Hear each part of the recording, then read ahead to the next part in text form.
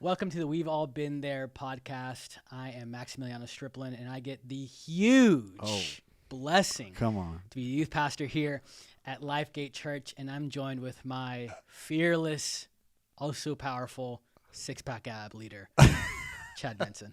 That's the best one so far, I think, man. Every time they get bigger and more extravagant and less true every single time.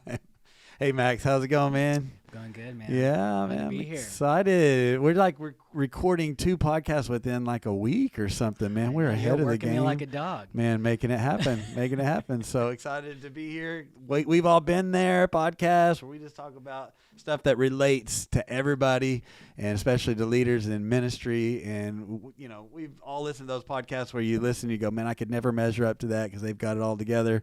Sometimes that can even be a little deflating. So we want to have a podcast that's like, hey, we don't have it all together, and maybe that'll make you feel better about yourself. And we can be honest about the things that we are learning and the ways that we are growing. Yeah. And that's what we're going to talk about this month on the podcast. We've all had to grow. We've all had to have times in our ministry and in our leadership where we have had to grow, and that can be difficult.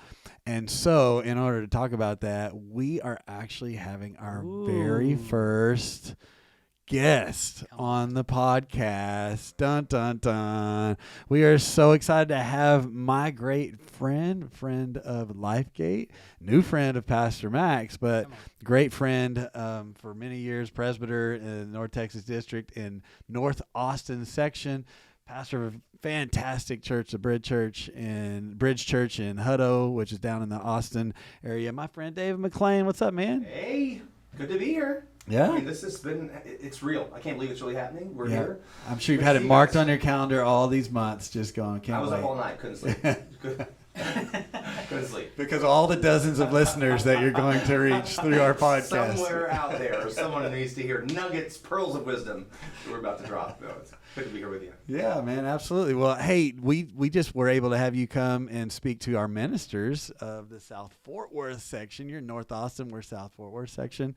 And we've been talking this month, or not this month, but this whole year, really. Our word has been the word grow, and that's our focus and our theme. And so I said, hey, David, come talk to us about ways you've had to grow in ministry. And I know it's kind of hard to narrow those down to like 1 30-minute talk, but it was fantastic. We just got done with that, and I loved it. I don't know which part I liked, but that's kind of an inside joke from the message. But That's a great no, The pastors will get that, though. No, loved it. Loved your 3 thoughts that you gave there, and so we thought we'd just kind of talk around that just a little bit. Max put together a few questions, and we'll just kind of see where it leads today. So we've all had to grow. Yeah, absolutely. So before we really get into it, David would love to just hear a little bit about yourself and let you kind of introduce yourself to those of you on the podcast that may not know you or be familiar with you. But yeah, tell us a little about yourself. Yeah, cool. Thanks again for being here. So, David McLean, my wife Michelle, best part of our family. She and I have been married for, it'll be 30 years this summer, June. Wow. So our 30-year anniversary be coming up. We've been blessed to have 4 daughters and no boys yet, but 4 daughters. And Madison, my oldest daughter, is 26. Macy is 23. Let's see, Mackenzie is 17, and Maddie is 15. Wow. So I mean, we're all 4 girls. And then I like to tell people that it just is good to be around guys anytime, anywhere, because we have 3 dogs, and they're also all female. And my mother-in-law lives with us, and so we're, on any given day, it's me versus 8 or 9 females in the world. So anyway, it's good to be with 2 fellas right yes, now. a bunch of 3 dudes. Eat some beef jerky, and we can, whatever, talk about dirt bikes or something. I don't know. Anyway, but we pastor, as you said, in Bridge Church in Hutto. So the church itself is actually about to be 85 years old. Wow. So we've been there 20 of that. But man, God's done cool stuff. Love to talk about our journey, so we can get into some of that as well. But anyway, love you and Amber. Getting a chance to do life with you guys. Love to play golf with you, and one of these days I'm gonna be able to outdrive you. He's a good golfer. You're catching up, man. The last few times we've played, you hit the ball really good. That was a cheap shot. Yeah. I mean, that was a chance for me to get you to compliment That's me. right. I had to force you to do that. I went low, went Force his modest, hand. and then he had to say something. because he can't say, Yeah. well, He can't talk board. actually, you have a lot more work to do, Dave. Seriously, we'll talk about that afterwards. But No, you've been playing pretty good lately. thank you for saying Yeah, just as I planned. that's right. That's awesome. So, like Pastor mentioned already, this month's episode is how we've all had to grow. And so I just had a few questions for you of just ways that you've grown over the years. And you mentioned 20 years at the church you're at, but you've been pastoring for closer to 30 years? Yeah, well, 30 years in ministry total. Okay. 24 of that has been as a pastor, Yeah. as a senior pastor. You started as a senior pastor when you were how old? 25. 25. I didn't know that until you were saying that earlier today. I started when I was 24. I thought, You man, did? I'm super young, but we were Yeah, we were about the close. same age. I mean, probably like you, I had a lot of youth pastor friends that were my peers, and so they all gave me grief, when I was a real pastor now. Yeah, They were like, yeah. he's too cool to say. Or they that. would say stuff like, "Oh, you just use youth ministry as a stepping stone," But that wasn't the case. I'm a few years behind now. So I Yeah. got How old are you? I'm 30. Oh my gosh. Oh But man, I don't look 30, do No, you No. don't. I? I look young. You look about 26. Come on. There you go. I love it. Well, I was going to ask you a few questions just about your leadership journey and how you've had to grow. And as a seasoned leader of 30 years, you have experience in areas where you've had to grow and difficult moments. And so, I mean, your voice is definitely going to speak into this month's episode. And so I just want to ask you, were there some pivotal moments or experiences in your leadership journey that shaped your journey as a leader? Great question. I will say, I was thinking back over this in preparation for today's talk, but there's definitely some key moments when you realize you come to a place, and I don't know that you always feel like there's a defining moment, but there have been a few when I knew at the time it was a defining moment. I'll tell you real quickly, we were, when we came to our current church, it was 2003, and the church had been at a place of, it was healthy, it was established, but it was also not really trending upwards. It was kind of just plateaus / declining a little bit. And so the previous pastor had said, hey, there's going to have to be some really big changes that take place. And really he painted the picture of a kind of a Y in the road. You're either going to have to, relocate the church completely to just a different place, or B, you're going to have to reinvent the church with, essentially a new way of doing ministry because of demographic challenges or differences, I should say, and our church was such that it had been in that location, again, it was 70 years old, but had been in that location 35 years. So a lot of the people who had made it strong over the previous decades had, maybe gone to high school there, got married, moved away, lived in different parts of Austin. Then they're driving back in on Sunday mornings for church, but they don't live in the community where the church is anymore. And that was part of the tension. Michelle and I felt God had given us a vision for a community church. I know that's your heart here at LifeGate. Is anyone can drive in. We want to have a regional appeal essentially, but you want to make a difference where you are, that the people in that community would know you're there. And so that was our dream and our vision that God had given us. And our previous church had been in a small town, in East Texas, so we were there 4 years. We had seen the healthy effectiveness of that, of knowing teachers in the schools and principals and business people and living in the community. So that was really whet our appetite for that. So we come to this church, and they're not in that place. So, Wednesday night church was dying. Sunday night church was already gone. The previous pastor had done that, thankfully. Thanks, Pastor Roger. It was at a real transitional spot. So we spent about 2 or 3 years trying to identify what to do and pray about it. And long story short, one of those moments you mentioned, we went on a 40-day season of prayer and fasting. And during that time, the Lord gave us spoke to my heart, really literally from Scripture, Genesis chapter 12, and the call of Abraham. And he says to Abraham, leave and go to a land that I will show you. And for us, that felt like almost like a Macedonian call, even like I don't think I was running from the Lord, but almost like a Jonah. like a Jonah moment, or even a Saul on the road to Damascus moment. It's like God. I'm hesitant. I think you and I are similar in this, Chad. Like I'm hesitant to go around telling everybody all the time. Yeah. God told me this Yeah. and God told me that, because I know I can miss it sometimes, and I don't want to add God's credibility to be questioned by my search for His will. So anyway, a lot of times I don't say it, but I knew then. Yeah. God said, prepare to move, even though you don't know where. So I never wanted to relocate the church. That was scary, but we began to pursue that. And fast forward, I won't go through all that story because this is not a mini-series podcast. But anyway, we found land. We put an offer on land. They accepted our offer. We had some financial challenges along the way. We actually, when the 90-day feasibility period ended, we weren't able to move forward with the property because we did not get the funding. So then the property that we thought we had bought was actually, we lost the contract, so it went back on the market, and just very discouraging season. Yeah, absolutely. But my favorite kind of story along those lines really did come from when I was at my lowest point. I felt like I had led the church to believe in a vision for a future home and a relocation, and we had prayer meetings on that land. We had marched around that land. I was telling the group earlier, we had taken jars of dirt and dug up dirt and put it in jars and put a scripture on everyone that said, from Joshua, wherever you set your foot, I'll give to you. And we had passed out these jars of dirt and told everybody pray over this. And so then at the end of that 90 days, the contract fell through. We didn't get the land, and I just felt I was embarrassed. And I don't know why. If I was in a more healthy place then, I probably would have thought, it's not up to me to vouch for God's credibility. He's doing okay. Yeah, but you put it out there on the line too. Yeah. But I felt like he let me down, being honest. And so I was frustrated. I was afraid. I really thought everyone was looking at me and thinking, I really didn't know if everyone had lost confidence in me. Truthfully, I thought, our pastor, he missed it. he doesn't know how to hear from God, or he's lying, or whatever. I don't know. Just all the things you think about when the enemy's trying to fill your head with stuff. And so one day I was in my house, and my daughter, who was about 8 or so years old, had a friend over, was playing with her, and they were sitting at the kitchen counter, and while they're eating a peanut butter and jelly sandwich, the friend sees a little jar of dirt on our kitchen counter and asks my daughter Madison, what's this dirt from?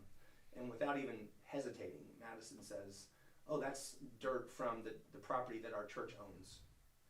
and I knew in that moment, it was like the Lord said to me, like, that's the faith that I'm looking for in that's you. good, like, yeah. your daughter has the faith to believe that I'm still in this. Now I'm thinking, well, she doesn't even know what's happening, God. She's 8. But his point, he burned it in my heart. Why don't you have the faith that your daughter has? Yeah. And you don't own that dirt. You need to go take it back. Yeah, the dirt was stolen dirt. Yeah. You said that in the deal today. It was really, so that's funny. What I should have been convicted of is we stole all that dirt. We should put it all back. But anyway, but God, he reignited my belief in that moment. Like, I'm not finished yet. And I think sometimes we will call God unfaithful when really we should just think he's not finished yet. Yeah. Like, really, it's not that he's unfaithful; it's that it's unfinished. Yeah. And so, I'll tell you. Fast forward, he just put my heart at rest, and I asked him to forgive me, and Lord, if you're still in this, go for it. So 6 months later, all the things fell into place where we were able to. In fact, it was the same day. It was May the 6th of 2007. I actually closed at the title company, 2 different title companies on the same day. That in the morning we sold to sign the paperwork to sell our building that we owned. That afternoon, at a different title company, the same day, we signed the paper to buy the 73 acres of land that we bought in Hutto. And so that journey was a pretty distinguishing, or just kind of it shook me up, but it also allowed me to remember, like, okay, if we're going to step out in faith and trust God, then he's going to show up. You really grew in faith in that point. And I was just looking at my phone. Today's May 7th, so that was yesterday.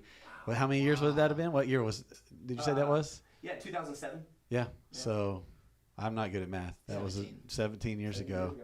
Yeah, right. Man, that's 17 years ago yesterday. Pretty cool. I actually was in a car wreck in between those 2 closings. That's the true story. So I was clubbing. The other part wasn't true, but this part's true. Yeah. That other stuff was made up, but this is real. No. I got hit. I missed the turn for the second title closing or whatever, and I pulled out and got hit and totally what do you call it? Totaled my car, and so I'd have someone come pick me up to drive me go to do the closing. signing. Yeah, Wow. I could have died that day. Wow. Hey, I'd not heard that part of your. I've heard a lot of your story, and we've shared, and I know you said something about our story similar. Like, I hadn't heard that part. I hadn't heard the part about the Genesis 12:1, which is really cool because that's a huge part of our story. You've heard us tell it when we were feeling like God calling us to come to plant a church. It was the second verse he gave us. He gave us a verse in Psalm 128, verse 1, because I was worried about if we go plant a church, man, what's going to happen to my family? And, we already were pastors and that, but this doesn't mean we're not going to have a salary, and we're worried about money, and would we be happy in another place, and all those kind of things. And the Lord gave me that verse in Psalm 128:1, blessings on all who reverence and trust the Lord, all who obey him. Your reward will be prosperity and happiness. Your wife will be content in her home. And look at those kids, those children there, they sit around the dinner table, healthy like young olive trees. That was the first verse that God gave us. And that's what started us saying, okay, we're going to take that step of faith. And we're gonna tell our board and tell our church that we're gonna go plant a church.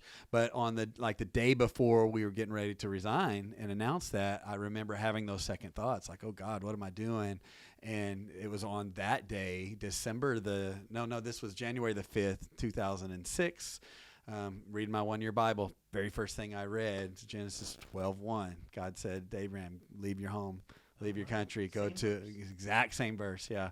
Go to a place that I'll guide you to, and you'll be a father of a great nation. So exact same verse to get us to leave where we were to come here.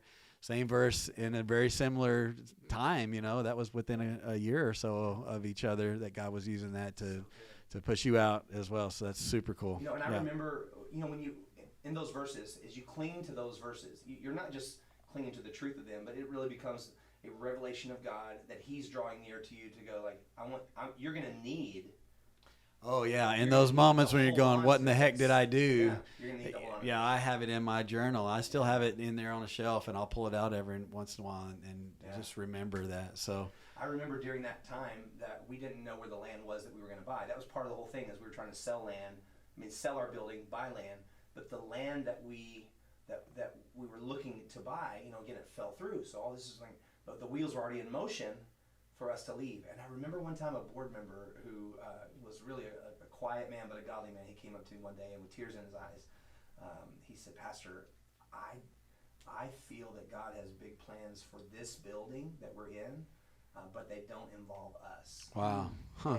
And so he said, I don't know what that means. This was all during that time. I forget where it was in the process, but it was just like another confirmation of, again, we need, this is what him saying, and he was one of those longtime members of the church. They can be sometimes pretty territorial and pretty invested and hard to let go.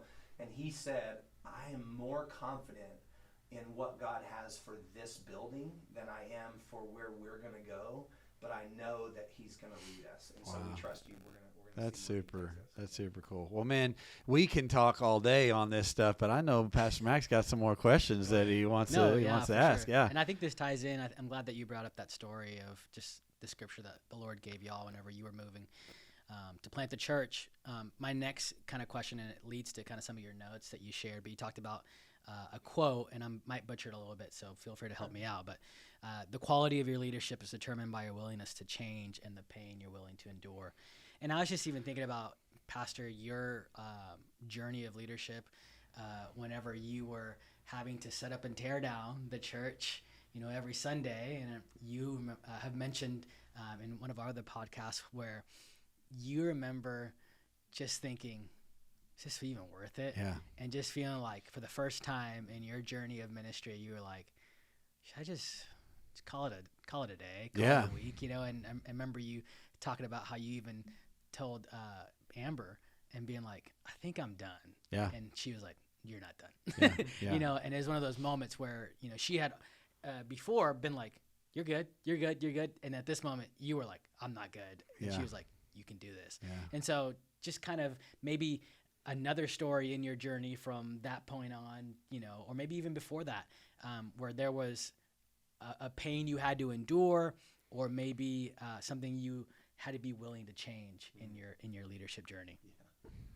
Well, the first thing that comes to my mind, you mentioned Amber, and I often tell people when, I love to talk to couples who've been married a long time and ask them, what are your secrets to longevity in your marriage, let alone ministry? And what I've often heard people say some version of is, hey, we might have both fallen out of love, or we might have both been willing to, or been hurt, or whatever, but we were never out at the same time. Essentially, like one of us is going to pick the other one up. And I think that's true even in ministry. Our ministry life has all been, our whole marriage has been serving in ministry. Yeah. And so I want to just say up front, like Michelle is a rock in our family, and it's on those days when I was really discouraged, she's been faithful, and God's kind of given her the strength to stand for both of us. And then on days when she's hurt or offended or disengaged or is ready to just call it quits, then He's given me that fresh thing. So I know you and Amber have that same relationship. We're grateful for our wives. I think coming out of that season that I was just talking about, when we went to our first Sunday, so we ended up buying the building, or buying the land, selling the other building. Our plan was then to try to figure out when we could build. And all that to say, the first Sunday that we went away from the other building was Mother's Day. This would have been 2007. Well, on the Sunday before we left, the last Sunday in the old building, we had kind of a homecoming. We had 3 former living pastors came back, and it was just like everyone who'd ever gone to the church all came back. And so we had our church at that time was about 220 people on a normal Sunday. We had 500 people there that day. Dinner on the grounds. It was amazing. It was heaven on earth. Yeah. Wow. As we're walking out, it's over and people are leaving. We started having all these people come up to us saying, "Okay, Pastor, well, we love you. We'll see you." And I'm like, "Yeah, we'll see you next Sunday, right? At the school over in Pflugerville." And they're like, "Well, no, I think this is gonna." So you have to understand, our church in that season, we voted on everything. We were like a classic Assembly of God church. We voted on all these steps of selling, how much we were going to sell, who we were going to sell to, all this, buying land. It was all voted, and almost every vote was unanimous. Then it came right down to actually going, and the same people that had voted to go, or voted that we should go, are now saying they're not going. They themselves said they're not coming. And so our first Sunday in our portable setup, a school cafeteria of an elementary school in Pflugerville, Brook Hollow Elementary School, we had 60 people show up. Wow. So, a third of the people came, even though 100% of the people voted to do it. And I think, that sounds really stark and heavy, but it really was a test of, this whole thing of pain threshold. I had previously felt like God let me down. But then He shows back up somehow miraculously, surprised, and provides for us to get this land. Now I feel like the people who are supposed to be for us have let us down. Either they lied, or they never believed in us, or they can't take it, or there were some people. Or they just don't want to sit up and tear down. There were some people that were bold enough to say that, Chad. Like, hey, we're just not really about the school thing, but when you get a building, we'll be there. We'll be there. Yeah. You've heard that, I bet. That kind of thing. Yeah. And looking back, we didn't say this at the time. But I remember thinking, how can you leave us? How can you do this to us? And I think, I'm not making excuses for anyone's choices, but I believe in my heart, God was wanting us, He was wanting to strip away everything that could possibly be a crutch that we could rely on instead of Him. Mm-hmm. And He wanted us to just live completely dependent upon Him. And, for us, the timeline, I'll tell you, it was 7 years before we got to build our first building. And so for 2 years, we did that setup and tear down in the school every Sunday. 5 years we spent in a storefront shopping center. But for that whole time, we never got above about 120 or so people on a Sunday. And so for 7 years, we just never could get any lift, and people came and go. We had staff problems during that time. I went through difficult things personally during that time. It was a mess. Yeah. But I wouldn't trade it for a world. But now, and look at you now, and I know there's more even to the story of the land, even that you can share however much you want to share on that. But you built the building, you got into that building, you grew, you went 2 services, even 3 services. Yeah. Then, somebody comes in and the county wanted to put a road through our property. And you had 57 acres or whatever. We had 73. Oh, and we'd sold 50, so we had 25, 23 left, and then they were going to put a road through our property, and we just said, well, if you're going to do that, you're going to have to not only buy the little strip you want to put the road through, but you got to buy the section that now we can't use anymore. And so, because it's clear on the other side of this main road that you're going to build. Yeah. And so they ended up having to pay $6.25 million to us for 8 acres of land and an old building. And when old, it was 7 years old, but it was the building we had been in.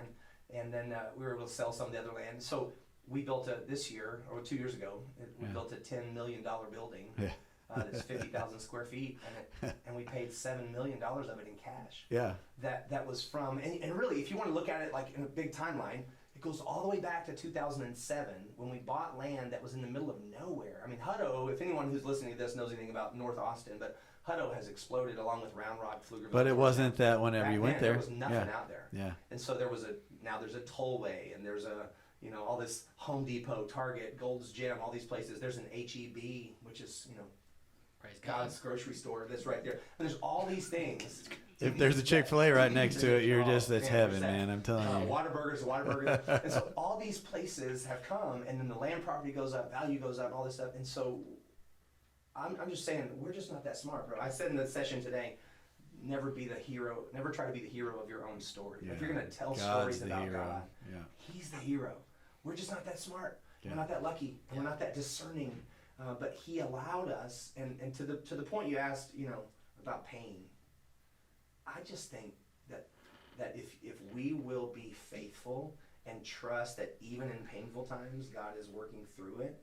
He's always doing something, here's what I think about God's will. I would say it this way. God's will is always three things. It is for our good. We know that from Romans 8:28. He works all things together for good. For those who love Him and who are called according to His purpose. So God's will is always for our good, for His glory. He's going to work everything's going to point back to Him when it's all said and done.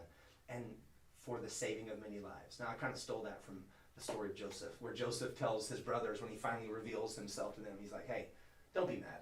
Like, you intended to harm me, but God intended it for good, to accomplish what is now being done, the saving of many lives. Yeah, so you need to change that last one to make it a G, though, for our good, for His glory, and for the gospel being preached. I don't know, something like that. See? Come on now, then you can preach that on Sunday. We got to have alliteration. That's right. But I think He's just working. He's Yeah, working. that's awesome. And, obviously God was doing all of that, but you had to endure all of that too, and you had to, so God's the hero of the story, but it's pretty incredible to think about how you've led through all of that, and He's faithful, but you've been faithful through that too. And so it's super cool. Yeah. I think it's really cool just hearing your story of how you had to experience this pain threshold and God met you and all this awesome stuff happened. And as I was just thinking about how you were establishing your pain threshold and the congregation, you were seeing their pain threshold. So for those that were in your church that said they were didn't know it hurt so much. You know what I mean? Yeah. And God was teaching you that. God was teaching you, this is going to hurt, but if you get through the hurt, man, now looking at your story, now seeing the timeline, God did some amazing stuff. And to me, I'm like, man, if you had stuck with it, I promise you the pain would have been worth it. The hurt would have been worth it because God had some amazing stuff to do at your church. That's so interesting. That's a great insight, Pastor Max. That's why some of them didn't go, because they couldn't grow past the level of their pain threshold. I had not thought of that like that, but that's great insight. Yeah. And they missed out on where they would get. They didn't get to get there, because they didn't push past the pain threshold. Good stuff. I can't remember where it's found, but there's that one. There's that one scripture, pastors. It's in there somewhere. It's in there somewhere. There's a part that talks about how the women forget the pain of their childbirth when the joy of the baby arrives. Now, obviously, I've never had a baby, but they just talk about how the scripture talks about how that pain of childbirth is forgotten because of the joy of this beautiful delivery. And I think that's what the Lord does for us too, right? You dig a little deeper to tell an old story and kind of you feel that emotion all over again, but when you stop and think, man, was it that bad? But God, because really you have to admit, God's been so faithful. That wasn't that bad. And you said it earlier, you wouldn't trade those days. And I feel the same way. I have other stories that we've told on the podcast, and I won't jump into them. But where I'm like, that was some of the most difficult times of our ministry.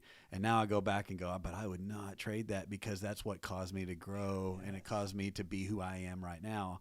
And I wouldn't, that's the most valuable part of it, and sometimes it's like I didn't go the way I expected it to go. I didn't get the growth I thought I was going to get. I got a different kind of growth, but that growth is more valuable than the kind of growth that I even thought I was going to get. Absolutely. Yeah. So next question I got for you is, how do you foster a culture of continuous learning and growth within your team or organization? And I just wanted to kind of share some thoughts and notes from your talk today. And I found out today that you are an otter. And you can kind of explain that to people as far as what that means. But you said you're an otter that wears a lion's hat. And so maybe you can explain that to us, what that means. Because I know the way you explained it, I understood it to be you just like to you like to be with people, you like to hang out, you like to create this lack of conflict. So with that being said, how does that affect your drive to grow yourself and growth on your team? Yeah. Well, that whole analogy, for those that don't know, comes from the 4 basic personality types that have been talked about lots of different ways.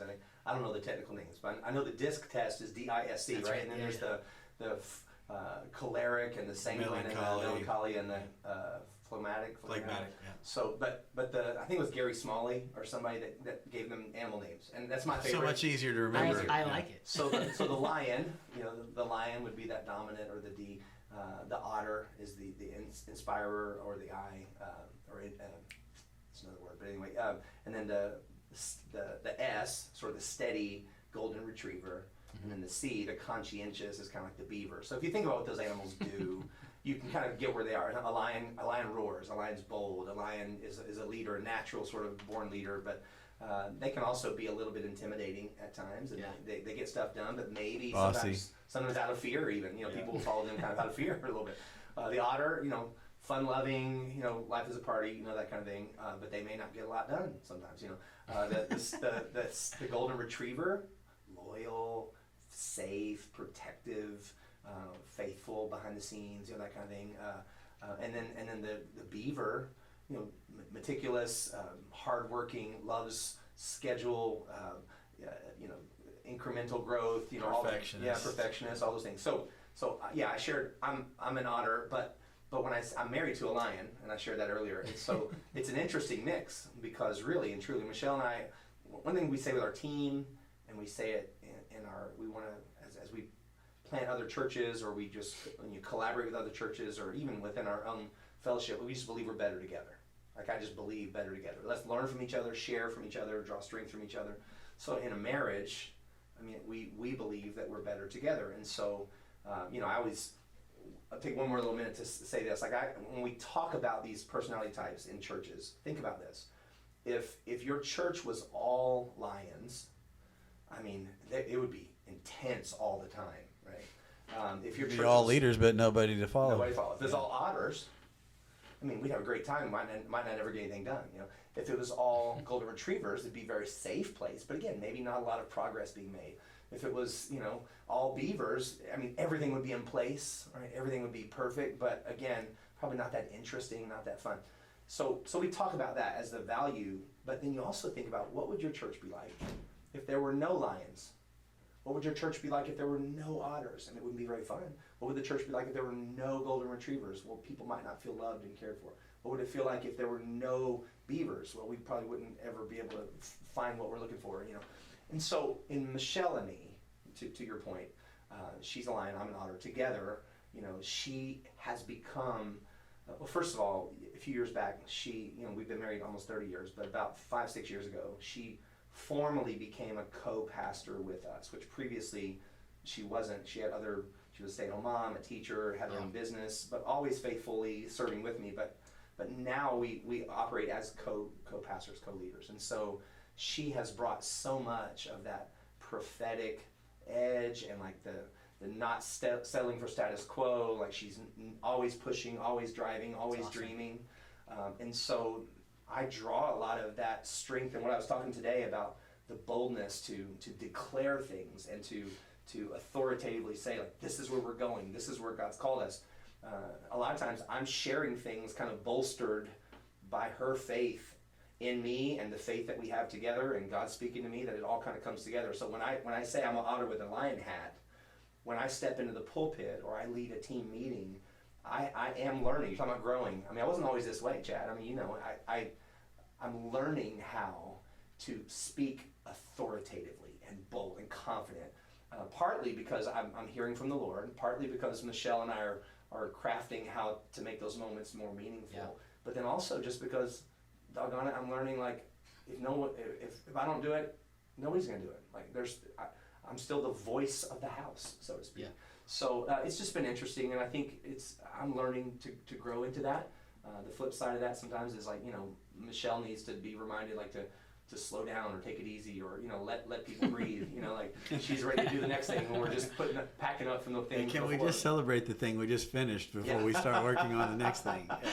Yeah. So anyway, it's part of the journey. I think again, personality driven, but also Yeah. kind of calling driven. I am a Lion because I graduated from SAGU. There you go, Hey, Nelson. Nelson University. Nelson Lion. What would for you me, say? it was SAGU. And it's SAGU for me too. Always will be. But I'm gonna get another diploma from Nelson. I'm put it right next to my SAGU, That's 6 and diplomas. then Oh be my like, man, look, I got a double degree. Double portion. That's right. Wow. What would you think that you are of those four, I Pastor s- Max? I mean, I feel like I probably am more of a Lion. Yeah, I don't know. What do you I think? see that. Yeah, I think maybe a lion, but you're a laid back lion though. A laid Yeah, back because Lion. you don't. Yeah, you get stuff done, and you're focused and driven, but you don't run over people. So it Yeah. might just be that you've got enough self awareness to understand that. You Yeah. know. So My wife called me an otter because I'm adorable. oh, isn't that so sweet? So I asked her. I was like, I told her no context. I just texted her while you were talking, and I was like, "Are you an otter or a lion?" And I was like, she's like, "What?" And I was like, "No context, just answer." And she's like, "I'm an otter." And I was like, "That's right." I see that. Yeah. I was What like, am I? What do y'all think I am? I think you're a lion. I think you have sort of a golden. I think you're like me. I think you're a golden retriever Oh, that's true. who knows how to lead like a lion. But I think I don't know. That's just my guess. I think Y'all both got it No, wrong. you're- Totally beaver? wrong. Yeah, beaver. You're a That would've been beaver? my second Yeah. guess, Yeah. Yeah, kind of perfectionist, Yeah. detail Oh, oriented. okay, yeah. Think about the plans I and should've said all that. that kind I of knew stuff. that. Well, I work. Yeah. I work for talked about him. this before. I work for him, and I don't know. Yeah, No, that's but I crazy. do Talked think about, you're right. Like in my Yeah. role, I have to be a lion because of the role that I serve. Yeah. But just in my own personality, if I'm just left to my own, do what I'm going to do, I'm going to be a little more to myself. I'm going to be a little more. Everything's in order and everything's in place all the time, and nobody else better mess it up. You know what I'm saying? Everything's planned out, meticulous, but it's kind of, a slow build. It's not going to be, I'm not the one that's going to be out there and we're going to build this giant thing that's going to all grow within a real short amount of time. It's just continually steady adding to it. So, But you know what they say about a beaver? I mean, not they say, it's true. Like if you tear down a dam, the beavers maybe by the next day will have rebuilt it. They would have worked all night long. I mean, they just oh yeah, they're so, I can't rest until it's yeah, done, until it's finished. They can't be Yeah. dismayed by opposition. They just keep plugging away. And I think that's one thing that I love about you and our friendship is that, and really a lot of our close friends, if we, just other friends that we do ministry with have been at their places of ministry a long time. And I think I'll pat your back, you pat mine. Okay. We don't pat each other's Well, I said nice things about your golf, yeah. But just staying faithful and continuing to show up and plug away, and people may come and go, even staff may come and go, but I believe God honors longevity, and it's one of my most valued traits of leadership that I have seen in others, and I want to live up to myself, is just to Yep. stay faithful. and you're doing it too. Yeah. Super cool. Yeah. Super cool. Cool. Let's move on to the next one. So we have a blend of young leaders and more seasoned leaders that listen to our podcast. So what advice would you give to someone aspiring to grow in their leadership role that may apply to both? Chad, I'll let you take this one. Listen to the We've All Been There podcast There you every go. month. There you go. I think that they just, truthfully, and this is not like a shot at the next generation, it's not nothing like that, not like the old No, man don't worry. yelling, get off my lawn or whatever. But I think that I would say to younger leaders, again, all this stuff we're talking about, don't be afraid of some pain. Yeah. Expect it. That's good. So that you won't be surprised when things are harder than they seem, or people didn't remain as faithful to you as they promised, or God's timing moves a little slower than you expected. I think if I could say something to them, in general, I would just, because we have a young team. Our staff, I'm in my early 50s.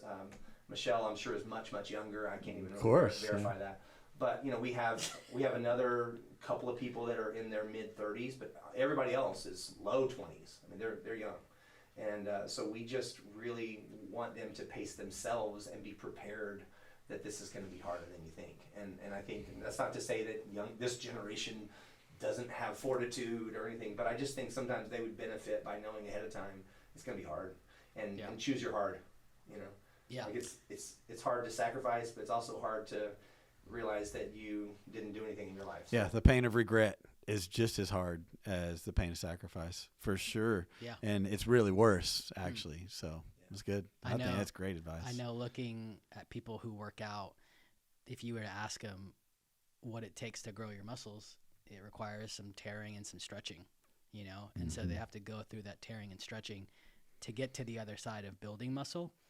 And you're right, the pain of regret, like you see people that don't work out or don't live healthy lifestyles, and they get later on in their life and they go, man, I wish I had taken the steps and done the things to be to grow and be okay with the pain that it took to get there, but they didn't. And I know for myself, I mean, what you're speaking is like, I remember when I used to be at the other church I was at, I remember my pastor would always tell me stories about how they would have to clean up the storage, and they had to do set up and tear down. And, you know, I had some of that where I had to come into that when I was pastoring. And so I had to do some set up and tear down, but it was like, man, you don't know the countless nights. You don't know the days that I spent. The horror stories. And I was always just like, you know, bright-eyed, bushy-tailed. I was like, wow, you're so amazing, you know. And then realizing that, one, because of our ancestors, because of the work that was done before us, which I'm grateful for that the work was done so that I would have the tools to do it differently. But that doesn't disqualify me or prevent me from growing and doing the work that's necessary. Yeah, and it still works, just different work. Yes. You know. Yeah, absolutely. So as part of your talk earlier, we didn't get to your last point. So I wanted to hear about it because, you know, we saved the best for last. So could you share with us a little bit about what you talked about today, but then also just kind of what you were going to end it on? Yeah, the thing that I would just have ended the talk on, again, we didn't have full time, but I mean, I had plenty of time, I just got long-winded. But what I was going to say is, you know, we're talking about growth, and I think the biggest shift, and really it goes back to even your first question, which is, or second question, where have there been some defining moments in leadership? And I talked about the relocation or some of those things and all that. But I think in 2018, we had another, I think maybe even a really significant shift in my life as a leader, Michelle and I as a family, the church as a whole. And I don't know, it all kind of converged around our 80th anniversary as a church. So 2018, our church celebrated 80 years. So it was really simple, but the ladies in the church that were going to be doing some of the decoration for this party we were going to have said, we'd like to have a theme. Can you give us a theme for the event? And I thought, you know, like, happy 80th birthday was a good theme, but they wanted like something else. And so that really made me pray again, made me pray. All right, you prayed about that.